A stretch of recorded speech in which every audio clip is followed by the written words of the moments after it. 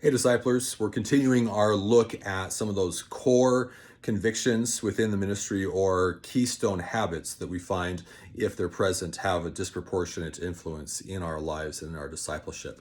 And looking particularly at the value of kingdom relationships within a discipler's life, one of the keystone attributes that we see is kind of a combination of really fighting in friendships, in community, for challenge and confrontation sometimes, and celebration. That interesting little study is the example of kids when they were given tests back from math.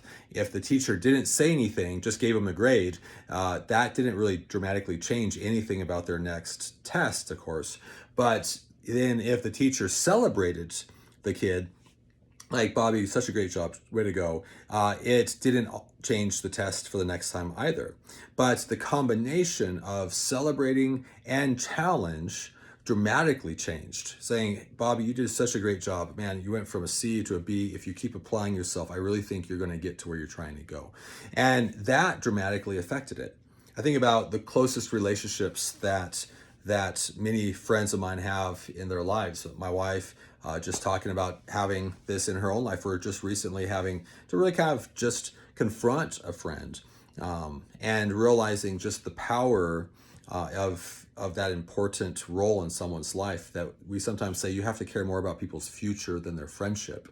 And actually, the most powerful friendships actually will be the ones where we have the trust and the willingness to actually step out of our comfort zone and sometimes challenge when holiness is not being fought for.